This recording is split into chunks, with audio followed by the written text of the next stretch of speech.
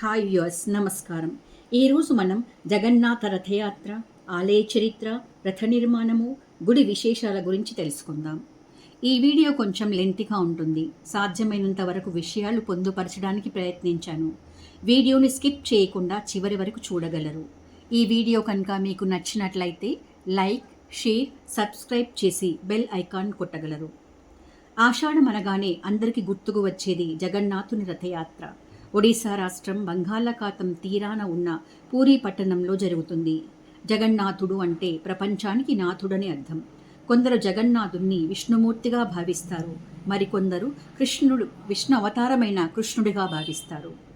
ఈ సంవత్సరం పూరీ జగన్నాథ యాత్ర జూన్ 27 శుక్రవారం నాడు ప్రారంభమవుతుంది. అంటే ఆషాఢ శుక్లపక్షం ద్వితీయ తిథి నాడు ప్రారంభమవుతుంది. ఈ రథోత్సవం 9 రోజుల పాటు కొనసాగి జూలై 5వ తేదీన ముగుస్తుంది. ఈ జగన్నాథుని రథయాత్ర సాంస్కృతిక ఐక్యత మరియు సమానత్వాన్ని సూచిస్తుంది. భక్తులు దేశ విదేశాల నుండి లక్షల సంఖ్యలో పాల్గొంటారు. భారత ప్రభుత్వం పూరీ నగరాన్ని వారసత్వ నగరాలలో ఒకటిగా ఎంపిక చేసింది.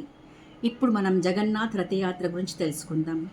15 రోజుల ముందు అంటే జ్యేష్ఠ శుద్ధ పౌర్ణిమ రోజు స్వామివారైన జగన్నాథుడు, బలభద్రుడు, సుభద్రలకు 108 బంగారు కలశాలలో తెచ్చిన పవిత్ర జలాలతో స్నానం చేయిస్తారు. దీనిని స్నాన పూర్ణిమ అంటారు.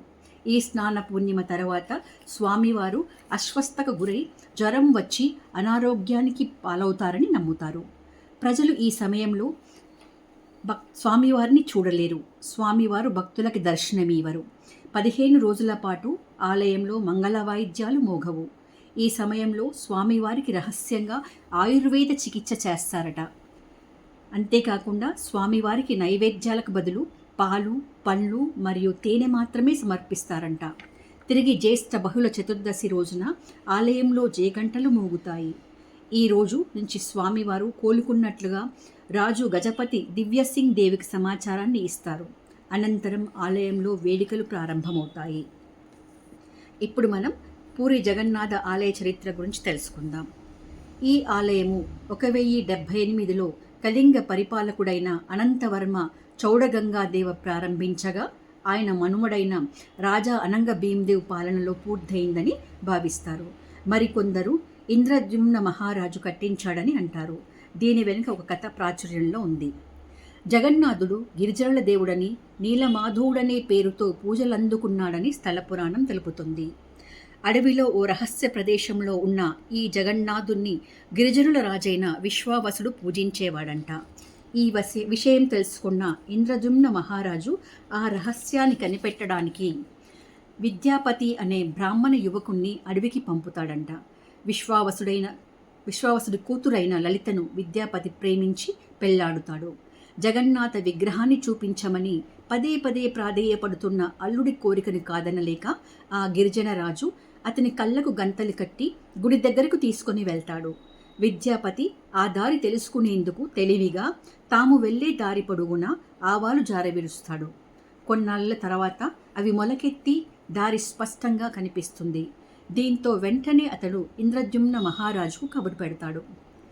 రాజు అడవికి చేరుకోగానే అక్కడ ఆ విగ్రహాలు మాయమవుతాయి. దీంతో ఇంద్రద్యుమ్నుడు నిరాశతో నిరాహార దీక్షతో అశ్వమేధ యాగం చేస్తాడు. నీలాచలం మీద ఓ ఆలయాన్ని నిర్మించి నరసింహస్వామి విగ్రహాన్ని ప్రతిష్ఠిస్తాడు. అక్కడ నిద్రిస్తుండగా జగన్నాథుడు కలలో కనిపించి సముద్ర తీరంలో చాంకీ నది ముఖద్వారానికి కొన్ని వేప కొయ్యలు కొట్టుకు వస్తాయని, వాటితో విగ్రహాలు చేయించమని ఆదేశిస్తాడు. కొయ్యలైతే కొట్టుకు వచ్చాయి, కానీ విగ్రహ నిర్మాణానికి ఎవరూ ముందుకు రాలేదు. కొన్ని రోజుల తర్వాత దేవశిల్పి విశ్వకర్మ వికలాంగుడి రూపంలో వస్తాడు. తానొక్కడినే రహస్యంగా ఓ గదిలో పచ్చి మంచినీళ్లు ముట్టుకోకుండా విగ్రహాలు తయారు చేస్తానని, 21 రోజులు అటువైపు ఎవరూ రాకూడదని, తన పనికి ఎటువంటి ఆటంకం కలగకూడదని షరతు విధిస్తాడు. రాజు దానికి అంగీకరిస్తాడు. రోజులు గడుస్తున్న గదిలోంచి ఎలాంటి శబ్దాలు రావు. దీంతో రాణి గుండిచాదేవి తొందర పెట్టడంతో గడువు పూర్తి కాకుండానే రాజు తలుపులు తెరిపిస్తాడు. శిల్పి కనిపించడు. చేతులు కాళ్ళు లేని సగం చెక్కిన విగ్రహాలు మాత్రమే దర్శనమిస్తాయి. పశ్చాత్తాపంతో రాజు బ్రహ్మదేవుణ్ణి ప్రార్థిస్తాడు. చతుర్ముఖ బ్రహ్మ ప్రత్యక్షమై ఇక మీదట అదే రూపంలో విగ్రహాలు పూజలు అందుకుంటాయని తెలియచేస్తాడు. తానే స్వయంగా వాటికి ప్రాణప్రతిష్ఠ చేస్తాడు. లోకాలన్నింటిని వీక్షించడానికి పెద్ద కళ్ళు మాత్రమే ఉంటాయి. ఈ విగ్రహాలని 8, 12 లేదా 19 సంవత్సరాలకు ఒకసారి మార్చి నూతన దేవతామూర్తులను ప్రతిష్ఠిస్తూ ఉంటారు. దీనిని నవకళేబర ఉత్సవంగా నిర్వహిస్తారు. మరియు ఈ ప్రక్రియలో బ్రహ్మ పదార్థము అనే ఒక ముఖ్యమైన వస్తువు పాత విగ్రహం నుండి కొత్త విగ్రహానికి మారుస్తారు. ఇది నిజానికి కృష్ణుని హృదయమని నమ్ముతారు. దీనిని బ్రహ్మ పరివర్తన వేడుక అంటారు. జ్యేష్ఠమాసం కృష్ణ చతుర్థి నాడు బ్రహ్మ మార్పిడి అత్యంత రహస్యంగా జరుగుతుంది. ఈ బ్రహ్మ పదార్థాన్ని పాత విగ్రహం నుండి కొత్త విగ్రహానికి మార్చే ప్రక్రియ చాలా రహస్యంగా కళ్ళకు గంతలు కట్టుకొని చేతులకు వస్త్రాలు చుట్టుకొని నిర్వహిస్తారు. పాత విగ్రహాలని నవకళేబర సమయంలో కోయిలి వైకుంఠంలో ఆచార ప్రకారం ఖననం చేస్తారు. ఇప్పుడు మనం రథ నిర్మాణాన్ని గురించి తెలుసుకుందాం. రథయాత్రకు ముందుగా వైశాఖ బహుళ విధియ నాడు రథ నిర్మాణం పనులు మొదలవుతాయి. పూరీ మహారాజు పూజారులను పిలిపించి కలపను సేకరించాలని ఆదేశిస్తాడు. అందుకు అవసరమైన వృక్షాలని ముందే గుర్తించి ఉంచుతారు. వేద పండితులు ఆ వృక్షాలకి శాంతి పూజలు నిర్వహిస్తారు. ప్రధాన పూజారి, 9 మంది ముఖ్య శిల్పులు, వారి సహాయకులు, మరో 125 మంది కలిసి అక్షయ తృతీయ నాడు రథ నిర్మాణం మొదలు పెడతారు. మొత్తం 1072 కాండాలని పూరికి తరలిస్తారు. తర్వాత ఆ కాండాలని 2188 ముక్కలుగా చేస్తారు. జగన్నాథుడి రథ నిర్మాణానికి 832 ముక్కలు వినియోగిస్తారు. జగన్నాథుడి రథం పేరు నిందిఘోష. ఎత్తు 46 అడుగులు, 16 చక్రాలు ఉంటాయి ఈ రథానికి. బలభద్రుడి రథ నిర్మాణానికి 763 ముక్కలు వినియోగిస్తారు. బలభద్రుడి రథం పేరు తాళధ్వజం. 14 చక్రాలు ఉంటాయి. సుభద్రాదేవి రథ నిర్మాణానికి 593 ముక్కలు వినియోగిస్తారు. సుభద్రాదేవి రథం పేరు దేవదలన్. 12 చక్రాలు ఉంటాయి. ఒక్కొక్క రథానికి 250 అడుగుల పొడవు, 8 అంగుళాల మందం ఉన్న తాళ్లను కడతారు. ఈ రథాల తయారీలో ఎక్కడ కూడా యంత్రాలని వాడరు. రథయాత్రకు సంబంధించిన వింతలు, విశేషాల గురించి తెలుసుకుందాం. ప్రపంచంలోనే అతి పురాతనమైన రథయాత్ర పూరి జగన్నాథుని రథయాత్ర. కొన్ని వేల సంవత్సరాల నుండి జరుగుతుందని బ్రహ్మపురాణము, పద్మపురాణము మరియు స్కంద పురాణాల్లో తెలుపబడింది.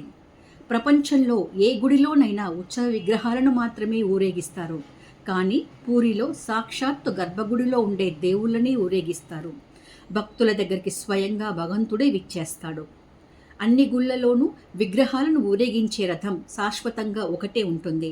కానీ జగన్నాథుని రథయాత్ర కోసం ప్రతిసారి కొత్త రథాన్ని అక్షయ తృతీయ రోజున మొదలు పెడతారు. ఈ రథాన్ని తయారు చేసేందుకు కొన్ని లెక్కలు ఉంటాయి. ఏ రథం ఎన్ని అడుగులు ఉండాలి, ఎన్ని చక్రాలు ఉండాలి, చక్రాలు ఎంత ఎత్తులో ఉండాలి, చెక్క ముక్కలు వినియోగించాలి అనే దానికి లెక్క ఉంటుంది. పూరి రథయాత్ర మొదలయ్యే ముందు పూరి రాజు సేవకుడుగా మారి రథం ముందు బంగారు చీపురుతో ఊడుస్తాడు. తర్వాత రథయాత్ర ప్రారంభమవుతుంది. జగన్నాథుని విగ్రహాన్ని దారుతో తయారు చేస్తారు. శరీరము, చేతులు మాత్రమే ఉండే విగ్రహానికి కాళ్ళు ఉండవు. పెద్ద కళ్ళు మాత్రమే ఉంటాయి. ఇతర విగ్రహాలను మట్టితో కానీ, రాతితో కానీ, ఏదైనా లోహంతో కానీ తయారు చేస్తారు. కానీ జగన్నాథుడు, సుభద్ర, బలభద్రుల విగ్రహాలను చెక్కతో తయారు చేయడం ప్రత్యేకత. పూరి విగ్రహాల తయారీలో ఎన్నో కథలు ప్రాచుర్యంలో ఉన్నాయి. అంతేకాకుండా జగన్నాథుని ఆలయ శిఖరంపై కనిపించే సుదర్శన చక్రాన్ని నీలచక్రము అంటారు. ఇది అష్టధాతువులతో నిర్మితమైంది. 900 కిలోల బరువును కలిగి ఉంటుంది. 214 అడుగుల ఎత్తున ఉన్న గోపురంపై ఎలా ప్రతిష్ఠించారో ఎవరికీ తెలియదు.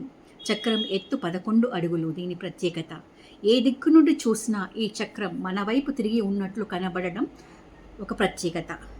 ఈ నీల చక్రానికి ప్రతిరోజు ఒక పతాకం లేదా జెండా ఎగరవేస్తారు. ఈ పతాకాన్ని మార్చని రోజు వస్తే 18 సంవత్సరాల పాటు గుడి మూసివేయాలని నిబంధన ఉంది. అందుకే ప్రతిరోజు క్రమం తప్పకుండా పతాకాన్ని మారుస్తారు. ఈ పతాకం ప్రత్యేకత గాలికి వ్యతిరేకంగా రెపరెపలాడడం. ఇది సైన్స్కి అంతుపట్టని విషయం. ఈ జెండాని దర్శనం చేసుకుంటే మూల విరాట్ దర్శనం చేసుకున్నట్టు అని ప్రజలు భావిస్తారు. అన్ని రథాలు ఊరేగింపు తర్వాత చివరికి గుడికే చేరుకుంటాయి.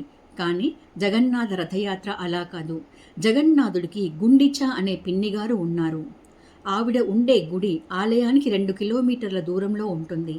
జగన్నాథుడు ఊరేగింపుగా వెళ్ళి 9 రోజుల పాటు ఆ ఆలయంలో ఉండి ఆషాఢమాసం 10వ రోజున పూరీ గుడికి చేరుకుంటాడు. జగన్నాథుని రథయాత్రలో ప్రతిసారి తప్పనిసరిగా వర్షం పడడం విశేషం. జగన్నాథుడి రథం ఎంత ప్రయత్నించినా కదలదు. కొన్ని వేల మంది కలిసి లాగితే కానీ రథం కదలదు. అది రథం ప్రత్యేకత. పూరీ జగన్నాథుని విగ్రహానికి కనిపించని అభయహస్తము, వరదహస్తము కూడా ప్రత్యేకత. జగన్నాథుని ఆలయం పైన పక్షులు ఎగరవు. ఇది ఆలయం యొక్క రహస్యాలలో ఒకటి. సైన్స్కి అంతుపట్టని విషయం. చాలామంది భక్తులు దీనిని దైవశక్తిగా భావిస్తారు. ప్రత్యేకించి గరుడ పక్షి ఆలయానికి ప్రదక్షిణలు చేయడం చూసి ఆశ్చర్యపోతారు. గరుడ పక్షి విష్ణువు యొక్క వాహనం. ఆలయంపై ఎగరకుండా ప్రదక్షిణలు జరుపుతుందని భావిస్తారు కొందరు. అంతేకాకుండా వంటశాల అంటే భోగి మంటపం ఈ ఆలయం ప్రత్యేకత. పూరీ క్షేత్రంలోని వంటశాలను భోగి మంటపం అని పేరు. భక్తుల విశ్వాసం ప్రకారం శ్రీ మహాలక్ష్మి స్వయంగా అదృశ్య రూపంలో వంటలపై పర్యవేక్షణ చేస్తారట. ప్రపంచంలో అతిపెద్దదైన వంటశాలగా పూరీ జగన్నాథుని వంటశాల ప్రసిద్ధి. పాండాలు అనే పాక కళా కోవిదులు ముక్కుకు నోటికి గుడ్డలు కట్టుకొని వాసన చూడకుండా నియమనిష్టలతో భక్తితో నైవేద్యాన్ని సిద్ధం చేస్తారట.